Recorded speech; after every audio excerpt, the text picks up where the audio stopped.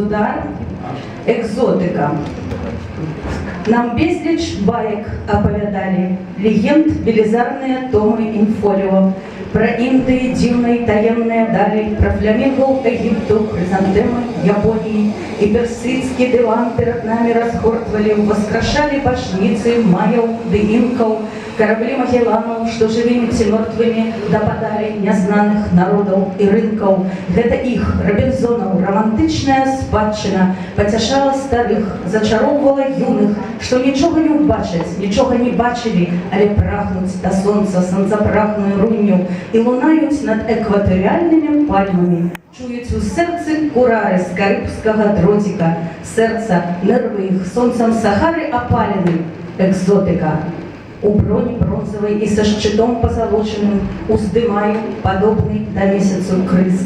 В сердце бью Бенуа, хоче он, ці не хоче он, а приспущенных вестниц не здолел раскрыть. Мой далекий товарищ, пригнеченный брат мой, я не знаю, як звать тебя, але ведаю, ты утомился молиться и вишну, и браме, сам теребишь путины в день золотый. Что тебе, Бенарес, и Анхор с Эльсинором, коли лютая доля твоя и короткая, взять свое, ті загинуть, товарищ напорный, экзотика. Размалёвываю твар у военные фарбы, у червоные синим размалёвываю твар. Я здыму сёння скальп з головы у Амара, як здымаў калісь з чырванаскурых эмар. Сёння чорны арол, таго самага правнук, перапалены віскі, азуджан на звод. Свае 10 гадзін акуратна і спраўна ён за сэнты здае на дэтройцкі завод. І загнаны ў трубу жабранінай і крызісам, нікне ён да зямлі, што калісьці ягонай была. Слухай, чорны арол, страшны бой рашучы ўжо блізіцца, хоць сягоння яшчэ і затуманьвае вочы імгла. Загрыміць, загрухоча і з клічам ваенным на вуснах ты ўзнясешся на грэбні нечуванай паводкі, здымеш скальп сваёй нэнзы, як чэрап прагнецца і хрусне, экзотика. Я на камне пустыни новостроя осыгаю, без молитвы, без клятьбы, без магічного танцу. Двойчу горле Хагарда его повернуя, няхай своей властной крови наглытается. Мы у копальных Наталью добываем караты для дам, и в уголе копаем для броненосцев. Им простор и выгода, и радость, и доля, а нам только бич с бегемотовой скурой в спину и кулак у переносицу. Дорогий мой товарищ с бичуанской земли, у полночной краине нас не делить ни мова, ни колер. Приконятая с черной крылью своей залили все дороги яе и бескрайнее вольное поле. И гляди не на твар, а на руки. Мазулите ёсть, коли ёсть это брат твой. Хай живе ваша влада на тропиках, хай цвете жар огнем, солнце с полночи, лепший ваш гость.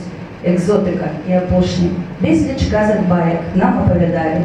Мы не верим цудовнейшим казкам. Там нема зіхацення барвовых крышталев, где пануют голубные кепи и белые маски. Байки давние мы осудили на злом. Горш за казку суровая доля живого товару. Аксамитную маску без разваги сорвем. Аксамитную маску со звяриного твару. Буде свет заглинаться романтикой боротьбы. Буде казка про правду, яскравая, легкая. Ее не страшный безум, нават куля яе не праб'е. Экзотика. Здаецца, гэта верш про прыгнятальнікаў і прыгнечаных, але ўсе героі і ўсе народы, што тут згаданыя, гэта малыя народы, якія змагаюцца з каланізатарамі. І, канешне, гэта гісторыя Беларусі, якая скідае з сябе прыгнёт метрополии, прыгнёт пануючай нацыі.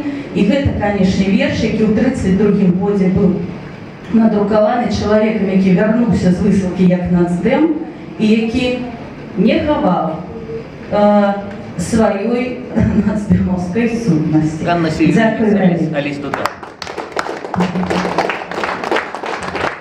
Оксана Данилович.